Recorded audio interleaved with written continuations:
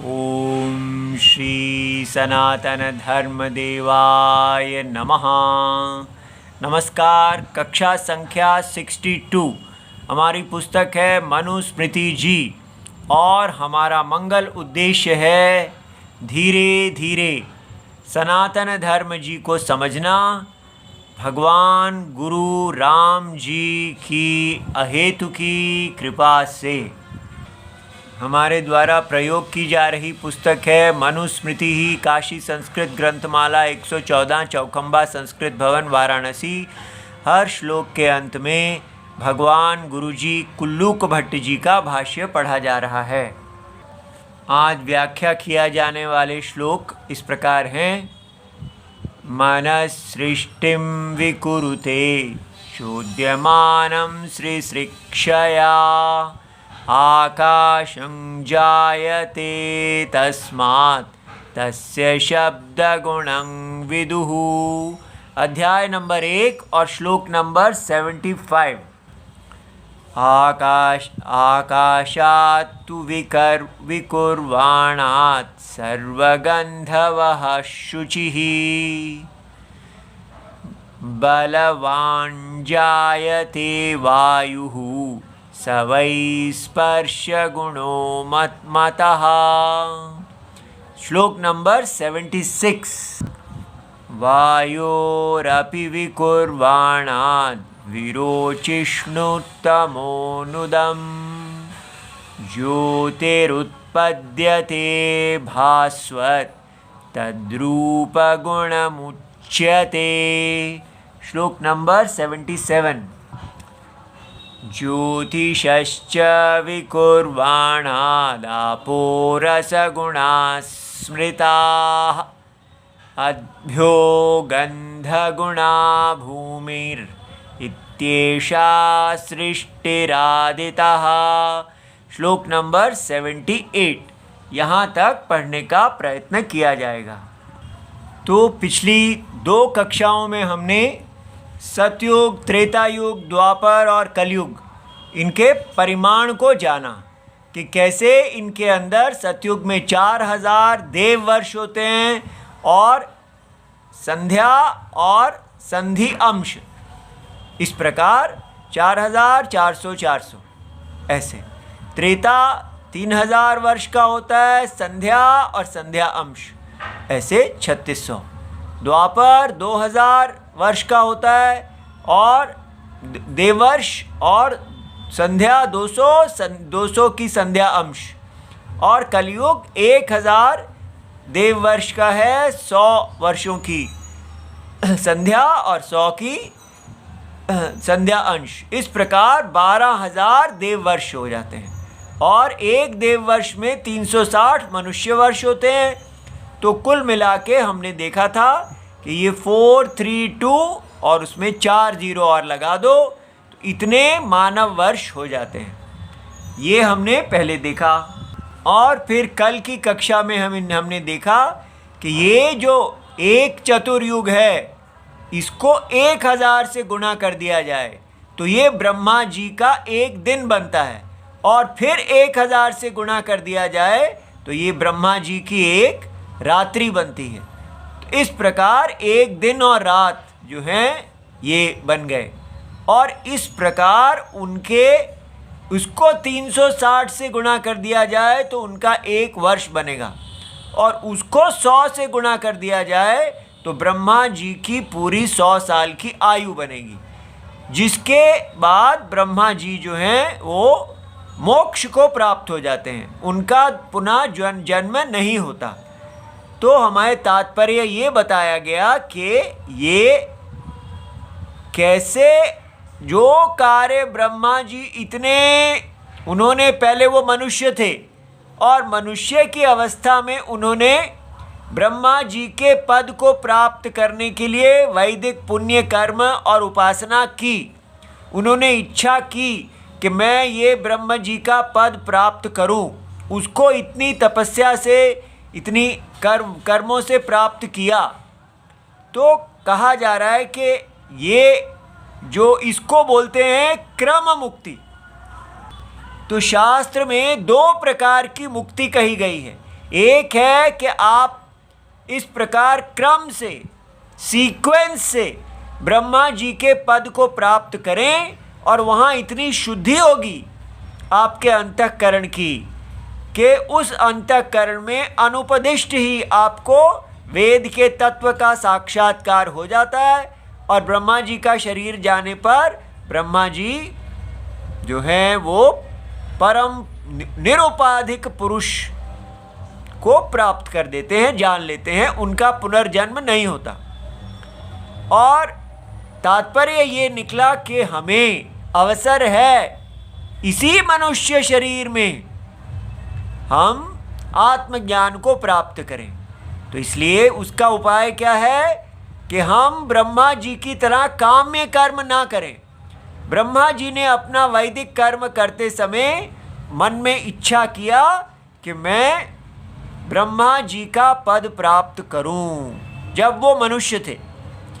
तो इस प्रकार यदि हम वैराग्य को प्राप्त होते हैं, शरीर की इच्छा नहीं करते हैं, केवल अपने स्वधर्म को करते हैं, इसलिए कि भगवान नारायण की तृप्ति है इसमें, क्योंकि हम भगवान नारायण के एक अंग रूप में जन्म लिए हैं। जहाँ भी जन्म लिए हैं, ब्राह्मण, क्षत्रिय, वैश्य, शूद्र आदि कहीं पर भी नर नारी जिस भी अंग रूप से जन्म लिए हैं, उच्च हो नीच हो कुछ भी हो, वो भगवान का शरीर है।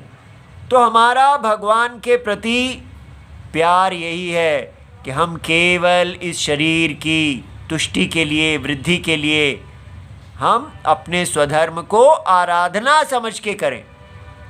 ऐसा करने से चित्त की शुद्धि होती है और आत्मज्ञान की प्राप्ति होती है गुरु जी के उपदेश से। ये तात्पर्य इससे निकलता है। तो कल हमने ये भी जाना कि प्रलय दो प्रकार की है, एक आवांतर प्रलय और एक जो पूरा ब्रह्मा जी का जब शरीर चला जाता है तो महाप्रलय। तो अवांतर प्रलय है ब्रह्मा जी जब एक दिन की निद्रा के बाद जागते हैं, माने 1000 चतुर्युग को आपने ये जब भी बीत गए तो वो उनका दिन पूरा हो गया, फिर वो 1000 चतुर्युग के लिए सो गए। ये जो दिन के बाद सोना है इसको अवांतर प्रलय कहते हैं। ये हर दिन के बाद होती है, ठीक है। तो इसका मतलब एक साल में 360 बार अवांतर प्रलय होगी। तो और महाप्रलय है जब उनकी 100 साल की आयु पूरी हो जाएगी, तब नए ब्रह्मा जी आएंगे। तो वो जो एक ब्रह्मा जी के भी और दूसरे ब्रह्मा जी के बीच का जो समय है उसको महाप्रलय कहते हैं। महाप्रलय के बाद पूर्ण सारी की सारी सृष्टि का क्रम दोबारा आरंभ होता है। किंतु अवांतर प्रलय में कि केवल सारे के सारे लोक लय नहीं होते हैं, तो भूलोक, भूवर और अंतरिक्ष लोक यही लय को प्राप्त होते हैं। जो ऊंचे लोक हैं वो वैसे ही बने रहते हैं, जहाँ महात्मा सबसे उच्च लोक जो है वहाँ महात्मा वहीं रहते हैं। अच्छा, अब ये हमने देखा, अब हम आगे देखते हैं। अब ये अंग्रेज़ों की जो शिक्षा है जो सीधे काल रेखा पे है, और ये जो काल रेखा है ये चक्रात्मक काल रेखा है और ये वैदिक धर्म को बताती है। सतयुग में कैसे धर्म 4 पैरों पे हैं, त्रेता में 3 पैरों पे हैं, द्वापर में 2 पैरों पे हैं और कलयुग में 1 पैर पे है। इसका उद्देश्य ये बताना कि कैसे धर्म जो है धीरे धीरे अपने स्वाभाविक क्रम से ही गिरेगा, और उस गिरते हुए धर्म में हमको कैसे क्या साधन लेना है ताकि हम अपने धर्म में बने रहें, ये इसका उद्देश्य है। और अब हमको इस समय जो चल रहा है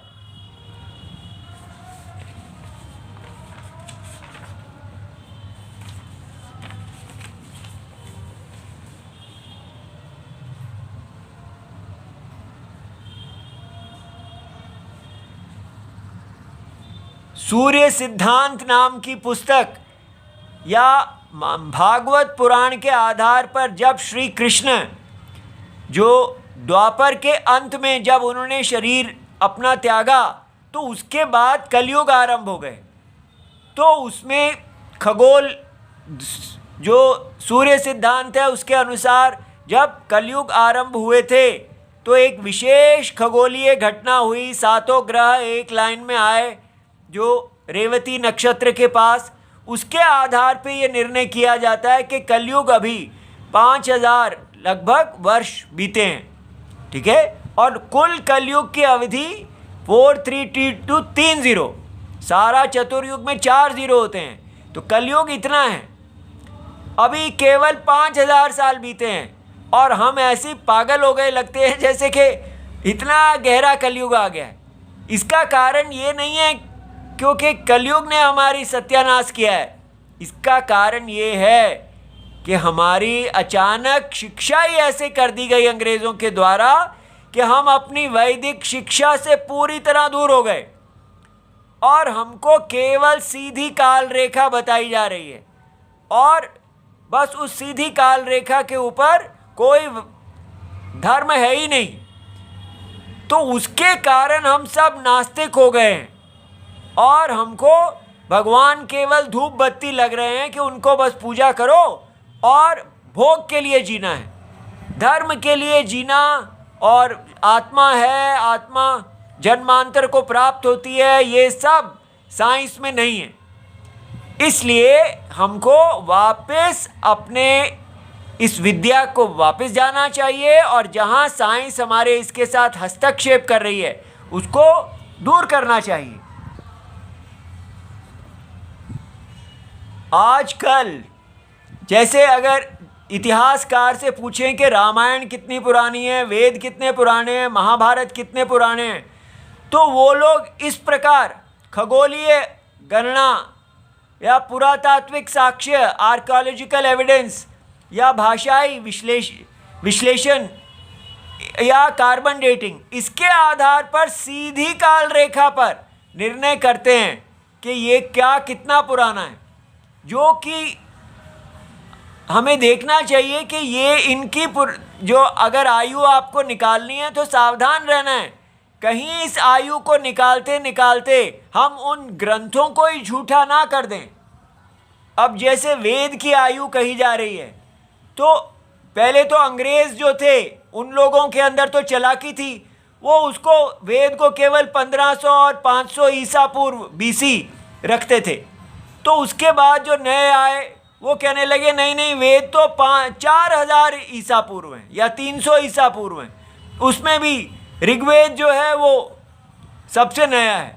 अब बताइए, जो वेद है वो उसका कोई काल ही नहीं है। ये हमने यहाँ देखा है, ब्रह्मा जी की उत्पत्ति के साथ वेद उत्पन्न होते हैं, लेकिन आधुनिक भारत के राष्ट्रवादी लोग ये बता रहे हैं।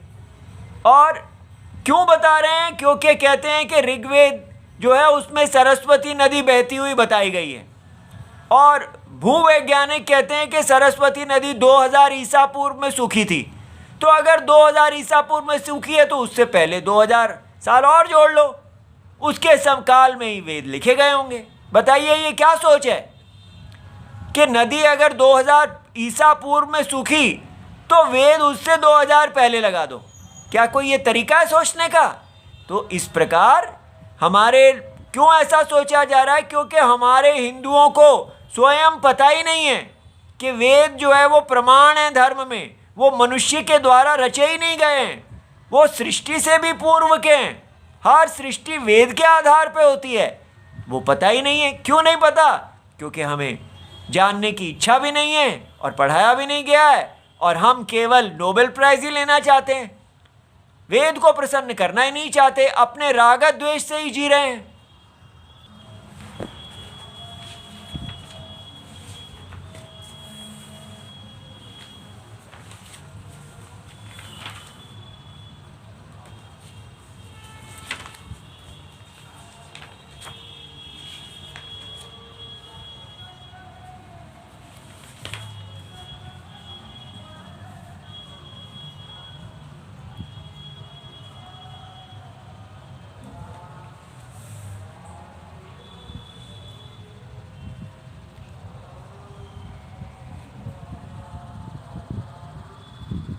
अब ये सब बताना इसलिए आवश्यक है क्योंकि अगर ये नहीं बताते हैं तो लगता है बस ऐसे ही पढ़े जा रहे हैं, इसका लाभ क्या है।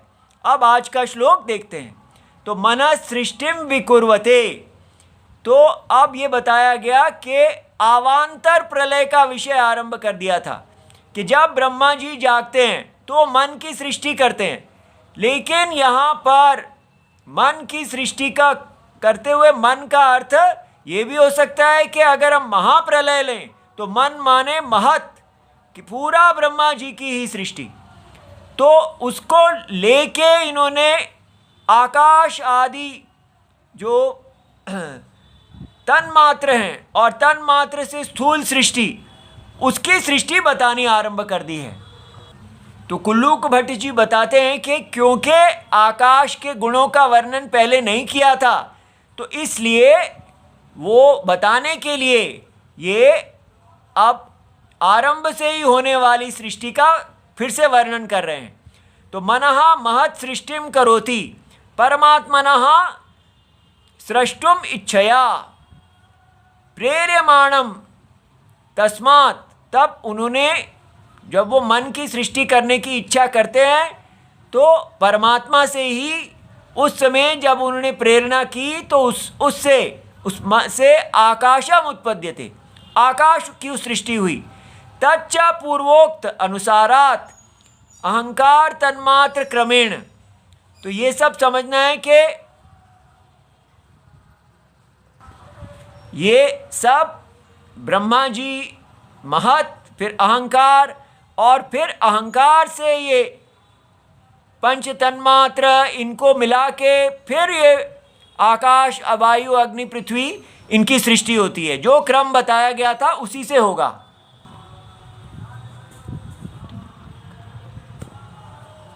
अच्छा जी, आकाशात तु विकुर्वाणात, आकाशात विकार जनकात, तो विकार का जनक आकाश है। तो आकाश जैसे माता है और उनके गर्भ में ये वायु की उत्पत्ति दिखाई जा रही है। तो हमको समझना है ये कैसा विकार है, माया विकार। आकाश में कोई दूध दही का विकार नहीं आता है, और उनमें सुरभि और असुरभि, अच्छी गंध और दुर्गंध, दोनों गंध वहा, दोनों को वहन करने वाले जो हैं वो कौन, पवित्र बलवान, ठीक है, उनके अंदर बल है। बलवान जायते वायु, वायु उत्पद्यते, सच स्पर्श आख्य गुणवान, और वायु के अंदर स्पर्श आख्य गुणवान, ऐसा मनुवादी मानते हैं। अब वायु हो अपि विकुर्वाणात, तो वायु जो है वायु से तेज की उत्पत्ति है, माने अब वायु के गर्भ में तेज अर्थात अग्नि जो है उनकी उत्पत्ति हुई। माया विकार। विरोचिष्णु अर्थात पर प्रकाशम, वो पर प्रकाश कर दूसरे को प्रकाशित करने वाला इनका स्वभाव है। तमो नाशनम, तो तमोनुदम, तम को अंधेरे को दूर करने वाला। भास्वत प्रकाशकम, प्रकाश के स्वरूप वाला। तच्च रूप गुणम अभिधीयते, और इस अग्नि का विशेष गुण है रूप, ऐसा कहा गया। फिर उसके बाद है ज्योतिषः च विकुर्वाणात्, तो तेजः अपः से आपः उत्पद्यन्ते, तो ये जो तेज है अब उसके गर्भ में जल की सृष्टि हुई। ताः च रस गुण युक्ता, तो उनका गुण जो है वो रस है। तो अद्भ्यः गंध युक्त गुण युक्त्या, जो और जल जो है उसके विकार से गंध गुण वाली भूमि। इति एषा महाप्रलय अनंतरम सृष्ट्यादौ, तो भूत सृष्टि। अब ये भूत सृष्टि जो है ये महाप्रलय के अंत में जो सृष्टि होती है वो बता रहे हैं। तो कैसे उन्होंने आरंभ तो किया था अवान्तर प्रलय कि मन की सृष्टि की, लेकिन साथ ही साथ उसको उसी प्रसंग में उन्होंने ये बताया कि कैसे महाप्रलय के अंत में ये होते हैं और इनके द्वारा जो ये महाप्रलय के अंत में ये ऐसे बना दिए गए, फिर इनके द्वारा जब अवान्तर प्रलय में 3 लोकों को बनाना है, तब तही एव भूते है अवान्तर प्रलय अनंतरम। इन भूतों के द्वारा अवान्तर प्रलय के अंत में, अवान्तर प्रलय अर्थात जब एक दिन के रात्रि के बाद जागते हैं ब्रह्मा जी, अपि तो भूरादि लोक उभय निर्माणम, तो वो जो भूमि लोक और अंतरिक्ष लोक, ये जो तीनों लोक अवान्तर प्रलय में लय हो जाते हैं, उनके निर्माण के लिए इस प्रकार ये बताया गया। तो ये देखना है कि अब जैसे जैसे हम इसको पढ़ते जाएं, तो जो हमारे दिमाग में ये भर दिया गया है कि ये सब सत्य है ही नहीं, ये सब कहानियाँ हैं जिसका कोई अर्थ ही नहीं है, ये साइंस ही नहीं है, असली चीज़ साइंस है। अगर इसका और साइंस का विरोध हो, इसको काट देना है, उसको रख लेना है। ये क्या बुद्धि है? ठीक है, आपको समझना है कि साइंस जो है वो निश्चित ज्ञान नहीं देती है। साइंस जो है वो बदलती रहेगी, उसके अंदर डॉट्स को जोड़ा जाता है। कोई व्यक्ति कैसे डॉट्स को देखता है, कोई कैसे देखता है।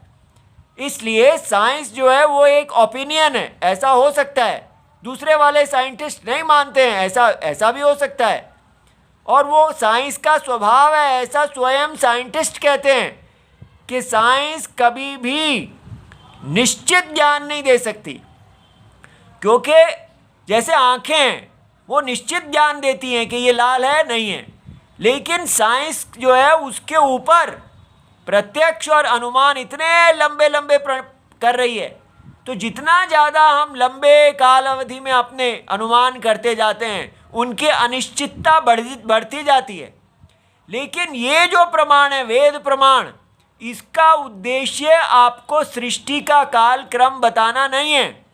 सृष्टि में वेद का प्रमाण नहीं है, उनका उद्देश्य है मोक्ष शास्त्रम, आपको मोक्ष देना, वैराग्य दिलाना और ये समझाना कि ये सृष्टि किस प्रकार चक्रात्मक है, इसलिए इसके अंदर भोग के लिए नहीं पड़ जाना है। इसमें वेद में बताए हुए धर्म को करके आपको शुद्ध होना है और मोक्ष को प्राप्त होना है। उस तात्पर्य को रखते हुए अपनी इस वेद प्रमाण को कभी ना काटें, साइंस को छोड़ दें। साइंस जो है और विचार करे और देखे कि उसको काल ठीक मिल रहा है या नहीं मिल रहा है, लेकिन हम वेद को 3000 साल 4000 साल नहीं कर देंगे क्योंकि साइंस कह रही है। ये बात समझ में आई? दोनों अलग प्रमाण हैं।